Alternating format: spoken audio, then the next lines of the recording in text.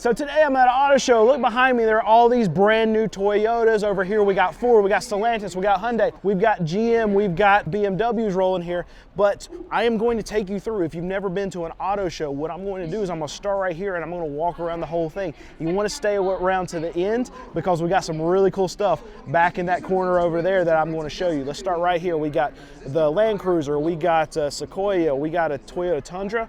But what I like about these shows is you can actually see what these particular models, a lot of dealerships will actually bring these vehicles here and show you what they're selling for. $84,000 for a Sequoia. Insane price point on a lot of these vehicles, but another thing that they'll actually do is show you a starting point of where you can actually initially purchase these vehicles. Problem is, those numbers are often lies, because that $58,000 that you're going to be able to buy that Tundra for somewhere, well, they might have produced one of them. Those are going to be the stripped down, bare bones types of vehicles. We got a 4Runner here. This is the new body style. Very, very popular. I want to show you the price point on this one too. $62,000. 52 grand is what the starting out.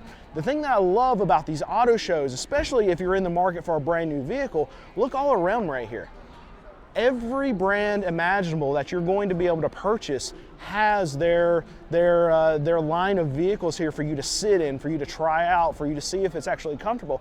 A lot of times you can go and buy a brand new vehicle, and when you get there to go actually try out the car, you're like, okay, well, I thought this was the one that I wanted on paper, but when I sit in it, it's just not comfortable. The screens aren't lined up right. The buttons aren't where I want them. So you can come here, you can sit in each and every one of these vehicles and actually see what you want. And here is the highlight. I want to point out something.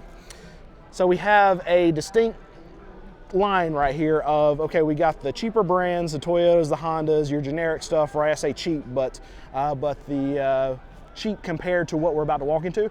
And then you get the red carpet. You get the high rent district that we're clearly walking into. You have BMWs back here. You have Mercedes right here.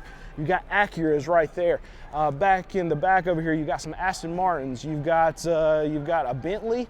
You've got a Ferrari sitting back here. So obviously there's a big Range Rover. Let's check. It's a Range Rover Sport. Let's check the price on this thing.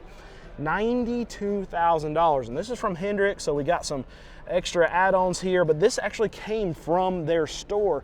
And a lot of these stores that are in the area, I'm in Charlotte right now, Hendrick's big dealership around this area, they'll actually bring some of their vehicles to display. It's advertising for the dealership too, as well as the brand, the manufacturer gets to have some exposure here, and they don't necessarily have to ship a vehicle because Hendrick can partner up with Land Rover, get some of their vehicles on display here where a lot of people are going to come through.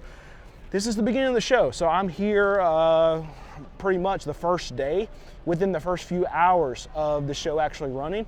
There's already quite a few people. You can see back behind me, there's people walking around at this show, and they get a lot of exposure doing this. For whatever reason, we have a bed mattress display.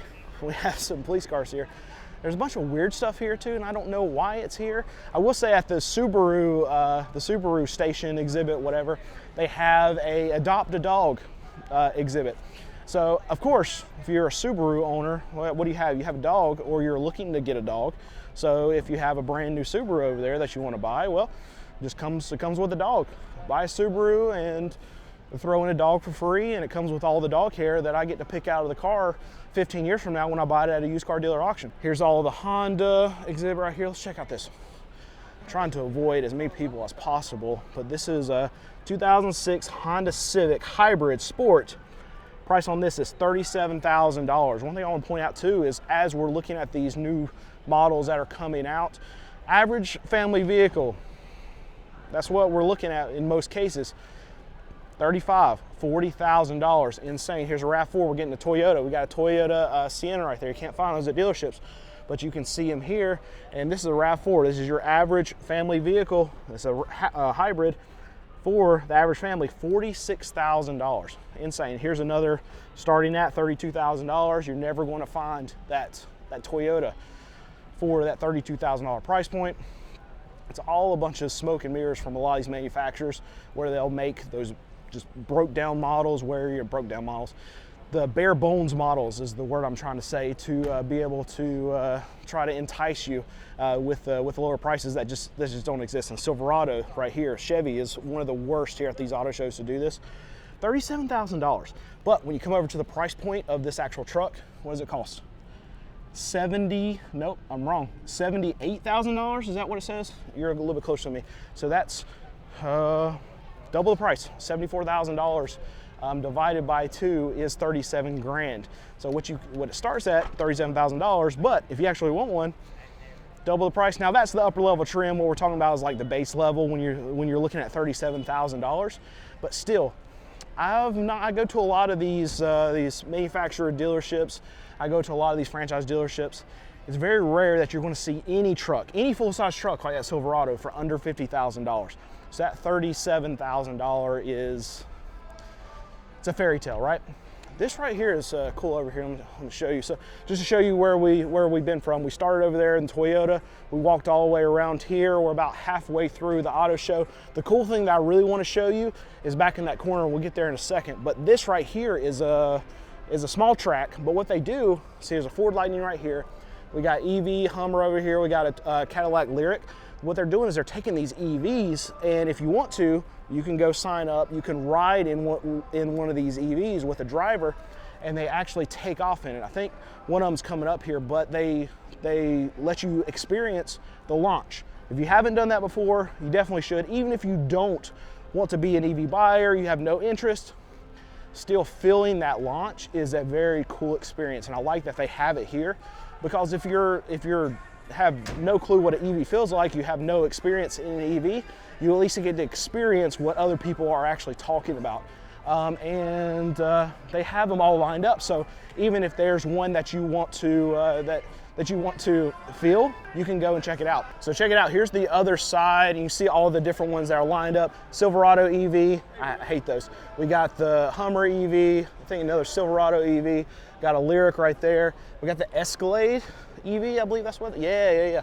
I haven't been in one of those yet. That's pretty cool. But here we are at the Ford exhibit right here, and we have a F-150. We have a Ranger.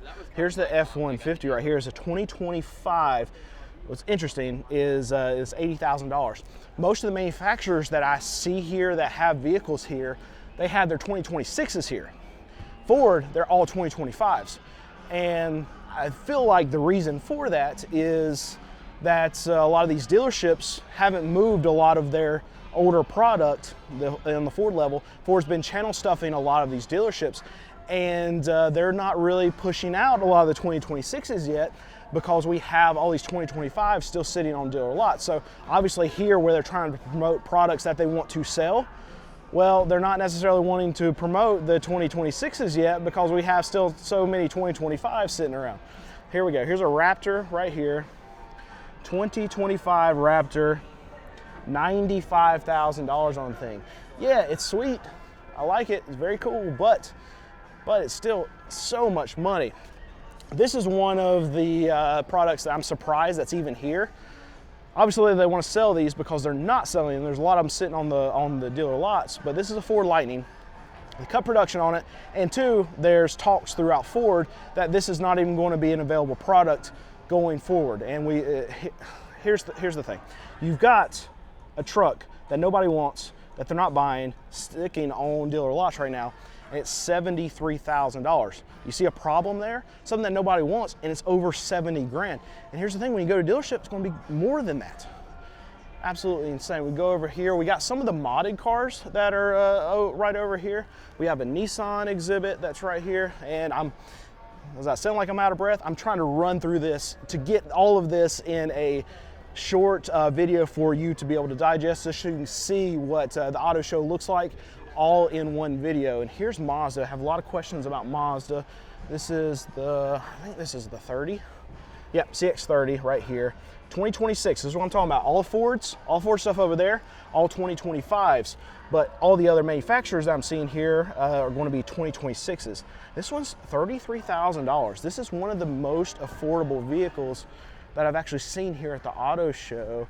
You can go into some of the smaller Hondas, some of the smaller Toyotas, but you're not getting any of these, I don't know if you call this a SUV, a little crossover, whatever, but anything in this kind of size that's bigger than just your average small Corolla, Civic kind of sedan is going to be well over $30,000. And this is I would say maybe just a little bit smaller. It's like a Corolla Cross maybe, and they're going to be right around that same price. But this is probably what a lot of families are going to gravitate to in the near future, smaller hatchback type of vehicles. Here's a Nissan Leaf. That thing's ugly. Ugh. It's weird looking. Like, I don't know, I don't see a price on this, but we know all the problems with Nissan. Look at this, this is bright, bright, bright green. So Nissan has to do something to switch some stuff up, right? We gotta have some bright colors, we gotta get some attention.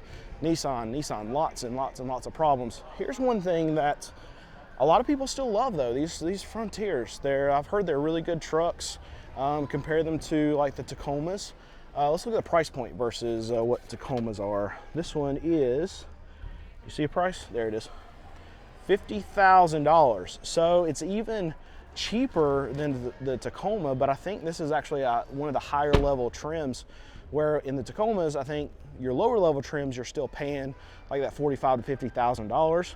And obviously a Nissan's going to pull less demand, so they're going to have to sell it for cheaper. But if you're looking for a small truck and you're buying a brand new one, I would check reviews and stuff on it, but that might be the way to go. I'm not buying a brand new vehicle, so it doesn't matter anyway. Here's something that's interesting. This is a Jeep Gladiator right here. This is the S model Sport, so this is the lowest level trim. Still $50,000. I've been to a Jeep dealership lately, and they are stacked with these things. They are sitting absolutely everywhere. We've seen last year they cut production of the Gladiators. There's going to be a problem again this year with actually moving Gladiators, just from what I've seen from a couple of dealerships that I've been to. A lot of these dealerships, they won't take any more Gladiators. For whatever reason, they're not selling. A lot of people, they like Jeeps, they like trucks, but they don't like Jeep trucks. And there's a disconnect there, and there's something that Jeep is going to have to figure out, and they're going to either have to cut that type of product. There's still a lot of people out there that really like them, but they're going to have to cut some of that product because they're just not moving them here at their dealership. All right, so now this is the section that I wanted you to see over here in this corner. Look at all this. I'm gonna run through all of these cars, but there are a ton of, look at that, GTO, beautiful, beautiful, beautiful car. Now, I know there's a lot of brand new manufacturer stuff way over there, a lot of stuff that you see, the new products coming up, a lot of base model stuff, a lot of like your F-150s, whatever, stock things. These things are not stock. These are beautiful, beautiful cars, been worked on. That's crazy. Look how much has been put. That's a Mustang. That's crazy. BMW, we got a McLaren right here. We got souped up everything right there. All right, here we go. We got another line of a lot of these exotic cars. This is my favorite section of the auto show by far. Very cool. You got lifted everything, and this has been the fastest run through of an auto show that you've ever seen. I mean, I skipped Nissan for good reason. There's Nissans over here. I know I talked about it for a second and didn't show you anything of that, but there's nothing exciting from Nissan, right?